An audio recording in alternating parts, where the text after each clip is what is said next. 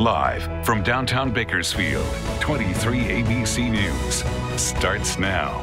It was a fun time for parents and their children celebrating Halloween, but despite the trick-or-treating fun, law enforcement still making arrests during the holiday. We'll tell you who they targeted. Plus, one local man being honored for inspiring the community. We'll tell you how this will benefit local students. Good morning and thanks for joining us for 23 ABC News at 6 a.m. on this Friday, November 1st. I'm Danielle Kernkamp. I'm Mike Hart. Glad you're here. Let's bring in Chief Meteorologist Elena Russ. Get a look at that high pressure just hanging out. Uh-oh, you're making the scrunchy face. I don't like it because it's fall. I want it to feel like fall, and it's gonna be like close to 80 most of next week. But it's cold right now. Yeah. It is cold right now. Cold See, right now. You're always my silver lining, like trying to put some perspective on it. It does feel like fall in the morning. Oh my gosh, yes. Yeah, there you go. So welcome to November 1st. That high pressure is in control over Northern California, then low pressure in control off the coast of Southern California. Those two are just gonna kind of sit here in place, not moving very much the next couple days. Leaves us dry with an offshore flow. That means dry desert winds. So we'll have very dry air and some warmer temperatures along with breezes, not winds like we had earlier this week. So this morning, look at how much the valley has cooled down.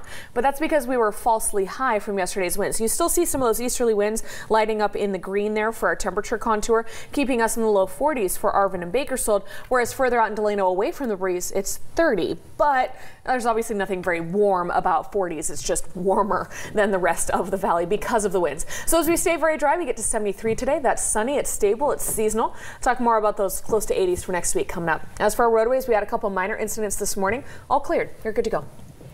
For more than 2 decades, the Department of California Corrections has held compliance checks on known sex offenders every Halloween to make sure they're staying away from trick-or-treaters. 23 ABC's Josh Sanders and photojournalist Javi Posadas joined local teams as they went door to door, helping to make the streets safe. There's no trick-or-treating for California State Parole or Kern County probation officials. Those two agencies teaming up with Homeland Security for the 26th annual Operation Boo, that statewide initiative holding registered sex offenders accountable on a night where kids just want to dress up in their favorite costumes and get their fill of candy. We have about 120 total targets for tonight. For known child sex offenders across the state, there are no trick-or-treats on Halloween. All of them have been told they can't have their lights on, they can't be passing out candy, can't have decorations up.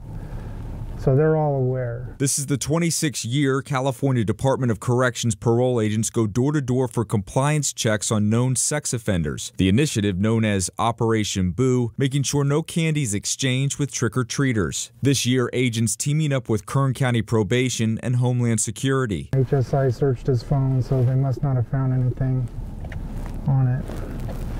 So they can't have any pornography or anything like that. The sex offenders, that's why they search their phones. 3 teams made up of 22 total agents canvassing Kern County. During the 5 p.m. to 5 a.m. curfews, parolees are not allowed to open their doors unless it's for law enforcement. According to the CDCR, as of September, there were over 10,000 active sex registrant parolees under the department's supervision, and 300 right here in Kern County. He lives in his mom's backyard in a little trailer. Agents also checking for probation violations like possession of drugs. But you admitted to using meth, so he's going to have you sign a statement of admission. So how long am I getting? If found in violation, the parolee heading to county jail. At the end of this Operation Boo, a total of 43 compliance checks were performed, resulting in 2 arrests. In Bakersfield, Josh Sanders, 23 ABC, connecting you.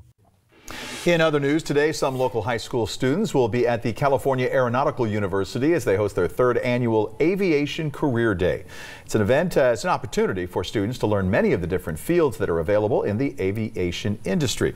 Many different exhibitors from a variety of companies will have booths available to talk to local county high school schools.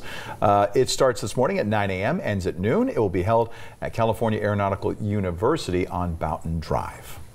Calling all Disney fans, this weekend we have the perfect event for you and the kids too if you want to bring them along. Yes, if you want to include them. 23 ABC's Daniela Grita joining us live from Mechanics Bank Arena with a preview of Disney on Ice. We are quite literally on ice this morning. Look at my brand new shoes. Ooh, I'm really trying my best not to fall here, but I am no professional, as you can see. We're going to bring in the professional. Woo! Did you see that turn? Woo! Wow, that wasn't that bad. I made it. I at least made it here. Yes, you did. So tell us a little bit. You are one of the show ensemble skaters. What's your favorite part about skating at Disney on Ice. Like, what's it like? It must be magical. I grew up going to Disney on Ice every single year in my hometown. So to be able to live my dream out on the ice, it's amazing to see the audience reaction. I'm so grateful to be able to do this for a job. What's your favorite part of this production, specifically World of Enchantment? I'm a big Elsa fan, so when Elsa comes out and skates to Let It Go, the crowd is singing along. It's a truly magical moment. That's too funny. And look, guys, I'm kind of going to try to skate backwards.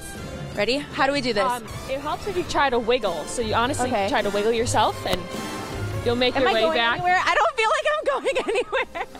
So what's your best tip for skating? For beginners, definitely, if you keep your arms out, that helps you get your balance, eat weight distributed, and then just kind of step it out and march it, and that will help you. And really chin up, chin up. Oh, chin up, okay. It's like ballet, kind of. Yes. Okay, let's see if I can kind of skate away. Woo. Yeah, I'm really doing my best. Maybe I could join them back there in a little bit. But I'm going to send it back to you guys. There's still tickets available for tonight at 7 p.m. And tomorrow you have 3 opportunities to see the show. And again, on Sunday, they'll be here all weekend at the Mechanics Bank Arena. I'm going to send it back to you guys. I think she's getting a little ahead of herself there, but that's okay. Local inspiration David Marcus is being honored with a foundation in his name. The David Marcus Thumbs Up Scholarship Foundation will be holding its inaugural fundraiser this weekend. David passed away in June after a long battle with cancer. It was his 7th diagnosis with the disease. The fundraiser will take place tomorrow at Resurrection Church from 2 to 4 p.m. located at 48 Manor Street. It's $30 per person. It includes game cards, markers for bingo, and a delicious Filipino meal. Yeah. There will also be raffle prizes and a 50-50 drawing, and all the funds raised go towards scholarships for local high school students. To make a reservation, call 205-1478. Well, this morning there's a lot going on. We are also celebrating Dia de los Muertos, Day of the Dead, and all the sights and sounds that this holiday encompasses. 23 ABC's Imani Stevens joins us, getting into the spirit with one local dance group. Imani? Good morning, Mike and Danielle. I've been getting in the spirit of Dia de los Muertos, and it's been so much fun. They're teaching me traditional Mexican folk dancing, and I'm going to talk right now to Veronica. Good morning. Hi, good morning. And the reason why we're not dancing is because our costumes are from a different state. That's correct. That's right. And tell me about Martha. She's showing us a dance. Yeah, she's dancing region from Chiapas.